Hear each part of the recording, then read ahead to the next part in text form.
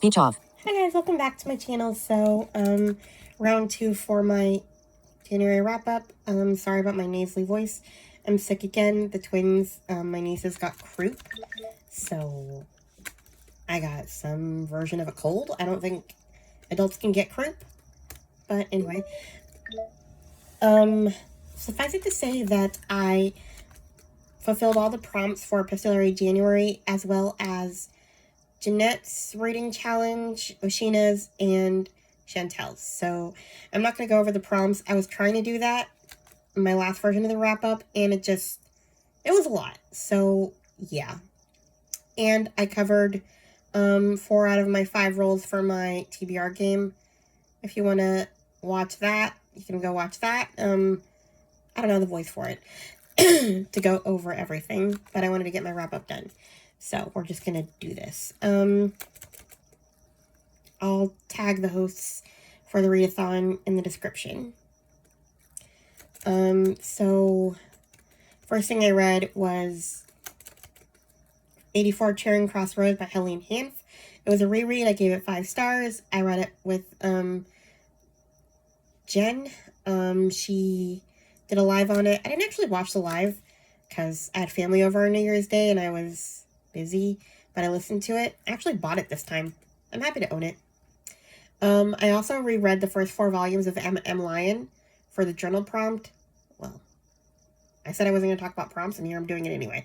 But yeah, I wanted to reread them, and I only meant to do a couple, and I ended up kind of just doing 4. It was interesting to reread them because I didn't pay that much attention to the first couple volumes. It only really started getting, good, super good in the next, volume 3 and volume 4. So I didn't remember that much about the first couple volumes, but it was cool to see kind of the core friendships form and really pay attention this time. So yeah, I gave them all 5 stars. M. Lyon is fun. I'll probably continue maybe in March at some point. I got too much in February.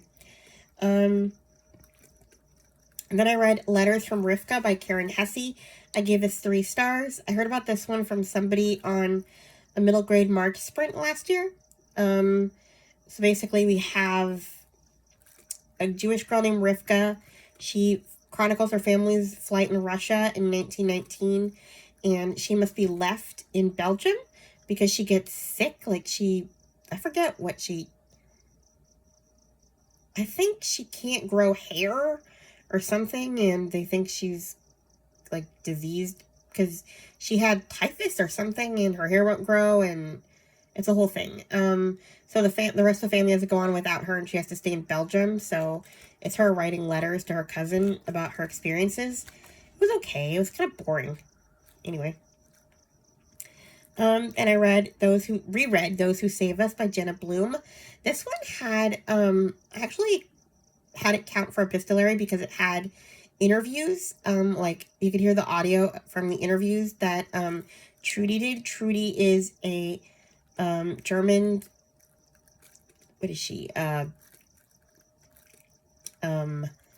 German studies professor, basically. German history professor. She starts investigating how Germans survived the war. She was getting their stories, and she was also trying to figure out her own past. She found a picture with her mother, her, and a Nazi officer, and obviously she's afraid that this Nazi could be her father, so yeah. It was a difficult read. I remember reading it once years ago, and being shocked by this relationship that Anna, Trudy's mother, had with the Nazi. I give it 5 stars because it was well told. Then I decided to read something a little more cheerful. I read Growing the Circle, Guiding Emily number 6 by Barbara Hinsky. I gave it some 5 stars. It was a good addition to the series. I've been waiting for it. The regular book came out way earlier than the audio. It was too short. Then I read The Last Thing He Told Me by Laura Dave in preparation to read The First Time I Saw Him by Laura Dave. I didn't know there was going to be a sequel in the series, but it came out in January, so there was so much detail in The Last Thing He Told Me that I had to reread it. But both books were good. Then I read The Carpool Detectives A True Story of Four Moms, Two Bodies, and One Mysterious Cold Case by Chuck Hogan. Basically, these moms get together during COVID and solve a cold case. They're like really into it. There's a lot of COVID talk in this book, but it's nonfiction and you see a lot of transcripts to interviews. So for me, that counted as epistolary. I didn't expect it to be epistolary. I read a lot of books I wasn't expecting to be epistolary. And then I read 3 books by Stephanie Land. I read Maid, Class, and The Shelter Within. The Shelter Within was just an essay, but the other 2 were her journey in poverty, essentially. The first one was her just trying to survive, and the second one was her college life. Still in poverty, but, you know. Then I read Winter Solstice by Rosamund Pilcher. I gave this one 4 stars. It was a good book, but it was a really slow start. I almost gave it up. I'm glad I didn't, but it was hard to get started. Basically, you have all of these different people who... it starts with Elfrida. She moves to this English village, and she kind of makes friends, and then a tragedy happens, and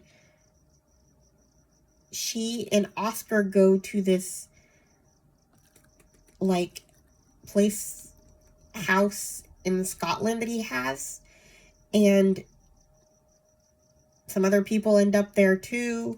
We have Oscar's a musician. He gave up his life to marry Gloria, and they have a daughter, and he had to give up his career for her. Then we have Carrie, who returns from Austria after an affair with a married man, which we don't see on page, thank God, but it was really hard to watch her be upset about it, because all I kept thinking was, you dummy, I told you so, even though I know that's not helpful. But she comes home and finds her mother and her... I don't know why it's her mother and her aunt sharing a home. It's her mother and her sister sharing a home. Anyway, her sister... pretty much demands she takes care of her daughter for Christmas so she can go and have a love affair in America, and that's how they end up with Elfrida and Oscar. Elfrida's a distant relative to them. And then we have Sam Howard is moving back to the UK and ends up there too. I can't really say why, but found family. It was great. Then I reread Winter Garden by Kristen Hanna. I gave it 5 stars. I forgot how much swearing there was in this book. I guess I didn't care about that at the time. I read it when I was like 18, 19. I mean, I still don't care really for this one, because for me, a lot of the swearing happened at moments where it was warranted, pretty much, where someone did something egregious that was worth swearing. I know Alma read it this month, so I'm curious to see her wrap up to see what she thinks about the swearing, if she says anything at all. Anyway, but we have Nina and Meredith. They're adults in their 40s, essentially, and their father's dying, so they come together for that. Meredith stayed home and had a family with her husband, Jeff. They have 2 girls. Meredith and Jeff are kind of on the rocks, and then Nina is a photojournalist who has a guy kind of smitten with her, and she doesn't want to get too attached to him. And like I said, their father has a heart attack, so they come together for that. Her father asks their mother to promise to tell them her story, her fairy tale all the way to the end. It's not exactly a fairy tale. It's about her time in Russia. It's hard to explain. You have to read it. During the war, but it's really heartbreaking. And a lot of it is kind of them trying to convince her to tell the story. They have a really kind of tumultuous relationship with their mom because of her experiences. She was kind of hard to connect with.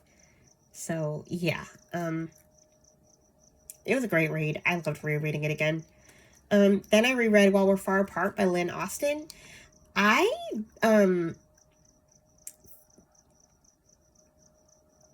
saw this one in Jeanette's recommendations video for Epistolary January, and I don't know, I felt like rereading it.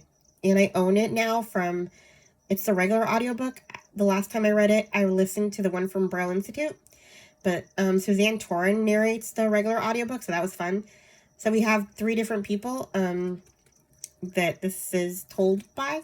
We have Esther. She's like, I think 12 or 13. Her father decides to enlist in the army shortly after the death of their mother.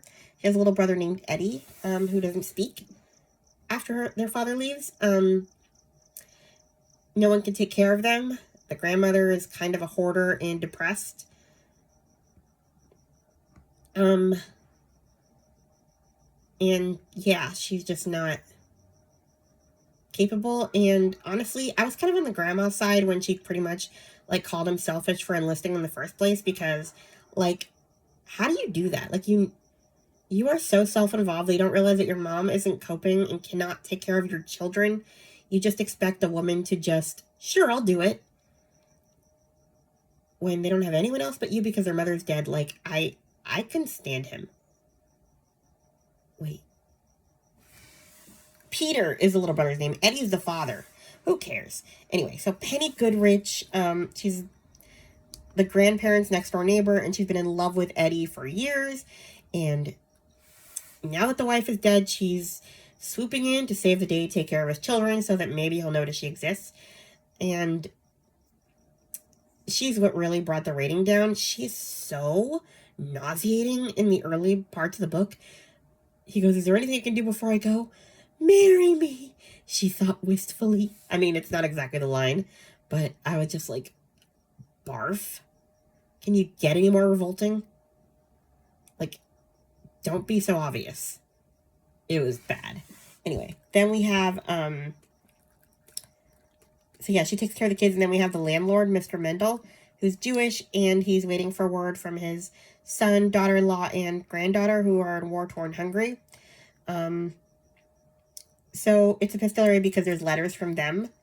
So yeah, it was a good read, other than Penny's gag-worthy scenes of loving Eddie from afar at the beginning. Thankfully, Eddie leaves soon, but it was... Bleh.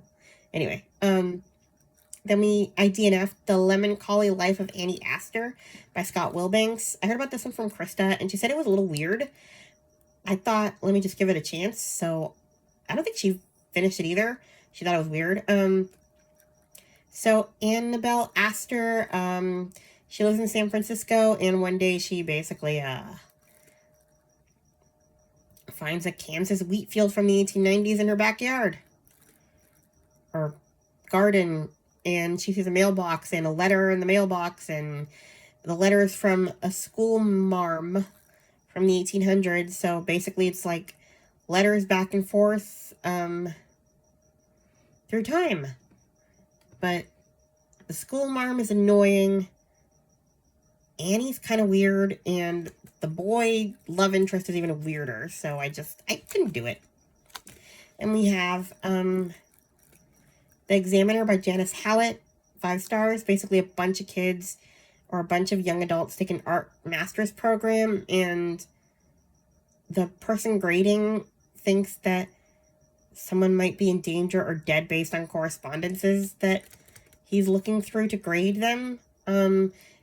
It's hard to describe, but it's a really good read. It's good on audio. Then I read A Glimmer of Change by Elle McNichol. I gave this 5 stars. This is a prequel to A Kind of Spark. This one is about Addie, her, no, not Addie, Katie, Addie's older sister. Katie is, well, she's on the spectrum. She's neurodivergent, and she's bullied a lot, and she doesn't really mind, but once her friends start getting bullied, she decides to start a anti-bullying agency, and people pay her to take care of their bullies. We see kind of the beginnings of Addie's diagnosis of neurodivergence, and a lot of clicky stuff with with Katie and Nina, her neurotypical twin sister, who just wants to be popular, and she's kind of mean to Katie. Like, she just wants to be normal, and like, their family is kind of really dysfunctional. Honestly, like, I don't know. The mom forces Nina to include Kitty and stuff that Kitty doesn't want to be a part of. I think she's trying to make her be quote-unquote normal. And then Kitty is, I don't know, like, I just don't think the mom really accepts neurodivergence very well. Which we still see a lot of in A Kind of Spark, which is Addie's story. Yeah, it was hard. And then we also meet Bonnie in A Glimmer of Change. We hear a little bit about her in A Kind of Spark. We know what happens to her from there. I forgot all about Bonnie because I didn't know who she was, so I didn't care at the time too much. I mean, I cared, but, you know. Sorry, I'm trying not to cough. But yeah, it was interesting to actually meet Bonnie in person and kind of know her fate. And then I reread A Kind of Spark. Beth from Soul Stained Ink is doing like a children's lit read book club type thing on Discord. I can't be on Discord, but I do read the books. I'm reading her February one. She's doing a lot of neurodivergent books lately, so yeah. I was gonna read that book anyway, A Kind of Spark, because of A Glimmer of Change, so yeah, I loved it. Chatty from I'm sick. I can't remember your name. I'll tag you. Anyway, she told me about it when it first came out in the UK. It was called Kitty, A Glimmer of Change. And I've been waiting for it ever since, and it's finally out.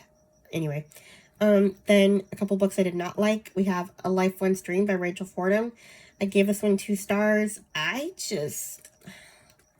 We have Agnes Pratt.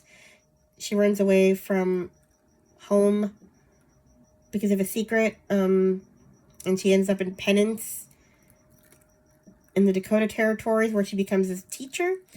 And then 6 years later, James Harris, her childhood friend, childhood sweetheart, comes out there to be a doctor, and I just didn't really like him very much. He's real demanding that you give him information, and put it this way, if you order me to do something, you're never going to find out the secret, so it was just annoying when he would, like, she caved. I don't know. I know that's a bad trait in me. I just found him real bossy and annoying, and also her friend is a matchmaker, which I cannot stand. So, yeah. And how she kept falling for it. Anyway, it was annoying. And then the way that there was a baby who came into the story. There was like a fire, and he was left without his parents, and she took him in, and she wants to keep him, even though he's born out of wedlock. And James was like against it, and so was a lot of the town. And honestly, I already didn't like him, but I hated him even more after that. And I don't really care that he had to turn around, because the fact that he had those thoughts in the first place means you suck. So yeah, I hated him. And 2 stars. Sorry. Then I gave Dear Mrs. Bird 3 stars. Another matchmaker for 1. The friend was annoying. And then Emmy. Well, basically this book is about her getting a job thinking she's going to be a war correspondent, and she ends up being like an advice columnist. Only Mrs. Bird doesn't... She's basically a typist for Mrs. Bird's advice column. Only Mrs. Bird doesn't really like to give advice. Like, she doesn't answer certain letters. And so Emmy decides to pretend to be Mrs. Bird and give people advice. I wanted more letters and less of Emmy, because Emmy just was annoying to me in general. She got into a fight with her friend's boyfriend, fiance, for a reason that I found perfectly reasonable. And then something happens with him that makes her feel guilty, and I'm kind of like, no, you have nothing to apologize for. He was a moron. So yeah, I just got annoyed, and I was done with the book. I don't really want to read the next ones. Then I read The Pink Bonnet by Liz Tolsma. I gave this one 4 stars. It was an okay read, except that I wanted more with the mother and daughter before she disappeared. So this is, takes place in 1932. Cecile Dowd, she's struggling to provide for her 3-year-old daughter. She leaves her with a neighbor, and then Millie Mae disappears. Is kidnapped by Georgia Tan. Well, not really kidnapped, because the neighbor let her have her. And Georgia Tan runs a Tennessee Children's Home Society, where they basically take kids from poor families and give them to rich families to adopt and, like, terminate their parental rights without their consent. Stuff like that. And sometimes they went to unwitting good homes, like where there were nice rich couples who genuinely didn't know that their kids they were adopting was actually not an orphan. And then sometimes they went to bad homes. So, yeah, it's about her trying to get her kid back. It was wild. And then I read Morning's Light, Home to Green Creek #2 by Lorraine Snelling. I gave it 5 stars. This is a sequel, so can't talk about it. Then I read The Book of Candlelight, Secret Book and Stone Society #3. I gave it 5 stars. It was a good read. It was alright. We get more of one of the lady's stories. More about her son, so that was fun. Then I read Letters from My Sister by Valerie Fraser Lewis. 5 stars. I heard about this one from Lou from Christian Faith and Fiction. I've had this one on my TBR for a couple years. Finally read it. Enjoyed it. Basically, Emmy and Callie, they're like sisters, best friends, and then something happens, and Callie can't remember what it is, and so she has to go away for treatment, basically, to try to remember, and Emmy and her, like, write letters back and forth to get to the bottom of it. There's a lot of sad things in this book, and also I was expecting the big thing to happen earlier in the book, and it to be a lot of letters, but it wasn't actually as many letters as I thought. It took a long time to get to the thing that this book is talking about in the description, like the big event. But I enjoyed the exposition and stuff. And the last thing I read was The Trouble with Nina by Elle McNichol. I didn't know there was a little novella that went with those other 2 books, but it's just about Nina and Halloween with her sisters, so yeah. Anyway, that's everything I read in January. Please like, comment, and subscribe, and I'll talk to you guys in my next video. Bye. My voice is gone. Speech on. 20% close. Heading not found. Close. Stop recording.